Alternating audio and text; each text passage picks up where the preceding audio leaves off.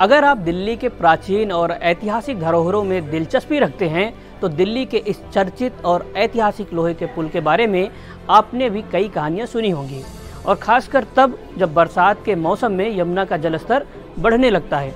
तब ये पुल एक तरह से दिल्ली को बाढ़ के खतरे से आगाह करने का काम भी करता है। दरअसल यमुना नदी पर बने इस पुल पर जब तक आवाजाही जारी रहती है तब तक ये माना जाता है कि यमुना का उफान नियंत्रण से बाहर नहीं है, लेकिन इस पुल पर आवाजाही रोक दिए जाने का मतलब होता है कि हालात गंभीर हैं। ताज्जुब की बात यह है कि ऐसा भी कई बार हुआ है कि जब यमुना का पानी इस पुल के ऊपर से बहने लगता है, लेकिन बावजूद इसके 150 साल पुराना ये पुल आज तक टस से मस नहीं हुआ। फिलहाल दिल्ली में यमुना का जलस्तर खतरे के निशान को पार कर गया है, जिसकी वजह से इस पुल पर भी ट्रेनों और गाड़ियों की आवाजाही रोक दी गई है।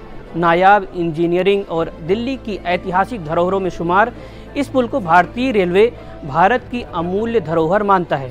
क्या है इसका इतिहास और इसकी कहानी, आइए जानते हैं। नमस्कार, मेरा नाम शुभम तिवारी है और आप देख रहे हैं एनडीटीवी इंडिया। 150 साल पुराना पुल क्यों 249 के नाम से फेमस है?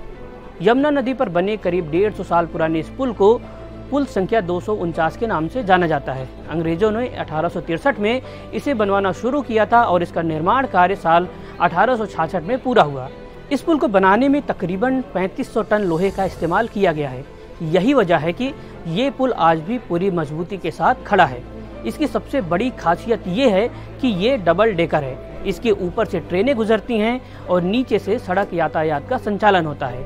ऊपरी हिस्से में 2 लेन वाली रेलवे लाइन है जो पुरानी दिल्ली रेलवे स्टेशन को शाहदरा से जोड़ती है, जबकि निचले वाले हिस्से में वाहन चलते हैं।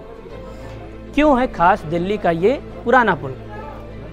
दिल्ली का ये पुल भारत के सबसे लंबे और पुराने पुलों में से एक है। इसकी कुल लंबाई 2640 फीट है। ताज्जुब की बात यह है कि जब जब यमुना में बाढ़ आई तब भी ये पुल चट्टान की तरह खड़ा रहा। बाढ़ के समय इसे केवल यातायात के लिए बंद किया गया, लेकिन इसकी संरचना पर कभी कोई असर नहीं पड़ा। यही वजह है कि भारतीय रेलवे के विशेषज्ञों ने इसे भारत की अमूल्य धरोहर करार किया है। क्यों किया गया इस पुल का निर्माण? इस पुल का निर्माण अंग्रेजों ने कोलकाता और दिल्ली को जोड़ने के उद्देश्य से किया था। भारत में पहली ट्रेन चलने के बाद रेलवे का विस्तार तेजी से किया जा रहा था और दिल्ली को कोलकाता से जोड़ने के लिए यमुना पर पुल बनाना जरूरी हो गया था। हालांकि शुरुआत में इस पुल पर केवल एक रेलवे लाइन थी, लेकिन 1913 में दूसरी लाइन भी जोड़ दी गई। पुल के दोनों छोर पर सुरक्षा के लिए एक कमरा भी बनाया गया, जिसमें एक सुरक्षाकर्मी तैनात रहता था। वो खिड़की से पुल पर आने जाने वाले वाहनों पर नजर रखता था। आज भी ये कमरा और खिड़कियां पुल के अंदर से देखी जा सकती हैं। 1867 में इस पुल को आम जनता के लिए खोला गया। ये पुल भारत में रेलवे विस्तार की एक महत्वपूर्ण कड़ी बना। शुरुआत में ये पुल एकल रेलवे लाइन के लिए बनाया गया था, लेकिन 1913 में इसे दोहरी लाइन में बदल दिया गया, जबकि 1930 में इसके नीचे सड़क मार्ग को चौड़ा किया गया ताकि सड़क यातायात भी सुगमता से चल सके। ये पुल भाप इंजन से लेकर इलेक्ट्रिक इंजन तक के युग का गवाह रहा है।